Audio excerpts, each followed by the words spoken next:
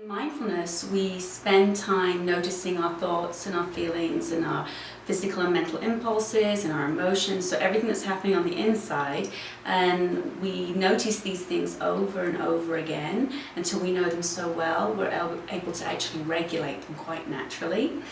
Another aspect of mindfulness is learning about how the body works in terms of neuroscience and biology. So we learn a little bit of science, and even the preschoolers we teach a little bit of science. So as we understand what's happening to us when we experience stress or any of those strong feelings that I was talking about,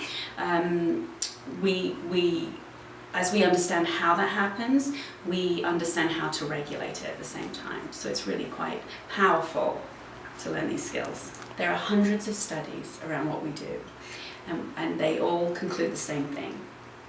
That mindfulness in education helps to prevent all of those pervasive problems like bullying, violence, isolation, addiction, while increasing all the good stuff like the grades, attention, focus, empathy, compassion.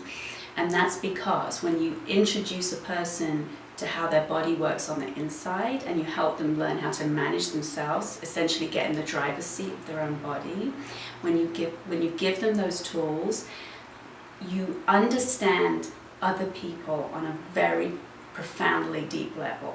So when you see another person suffering, for example, you don't want to add to that suffering, and that's how mindfulness in schools helps to prevent hurtful behaviours, not just towards others like bullying, but also self-harming. I personally believe that the work that Mindfulness First does is the cause to end all causes, because when we give people the gift of self-awareness and self-understanding, which transforms into empathy and compassion, we will have a society that doesn't accept inequality and poverty and all of those major issues. Arizona's first mindful school is Crockett Elementary in the Bolts School District.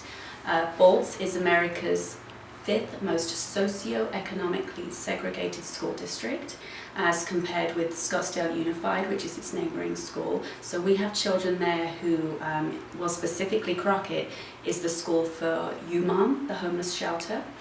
There is a large Somali refugee community. So we have, for the children in this school, uncertainty is a daily thing for them. Trauma is very real. So we have a very traumatized population, and so we've worked very carefully to have a trauma-informed curriculum to help teach these children mindfulness-based social and emotional techniques. And you will hear the children talking about this now. Now we've been there for 2 years, you will hear them talking about it on campus. If you come onto campus, you'll feel the tangible change that's in the atmosphere and the culture on the campus. It's a very quiet and calm campus. People move around the campus mindfully. They open the day with a mindful moment, so we set the tone for the day after the principal has given his announcements in the morning. Any transitions that happen throughout the day, they'll do a mindful moment. So when I say a mindful moment, they're stopping just for 1 minute to relax the nervous system and just focus on their breathing, so they can pull themselves out of anything that might have been happening before and move into whatever is needed to be done next. Like, and it could be a math test, or it could be anything, right? But they'll be ready, their body will not be overstimulated anymore. We supported them in reducing suspensions by 50%, and now we're the lowest suspension rate for the whole school district, and suspensions are very rare because mostly the children who will find themselves in that position are new children who just are adjusting to the culture, and it'll just be an opportunity for them to step aside and regroup and then come back into school. So it's a very restorative discipline system there, as opposed to a punitive discipline system, and you can attribute that to the mindfulness culture on campus. In Arizona, our dream is that we can change educational standards so that mindfulness-based social emotional learning becomes an educational standard for every school, and the role that Mindfulness First is looking to take is to be a strong resource for anybody who wants to teach it in schools. So we're going to offer teacher training and provide curriculums, and on top of that we will continue to work in the schools and in terms of professional development, teaching in classrooms, so that we can just help build mindfulness in education as a strong field.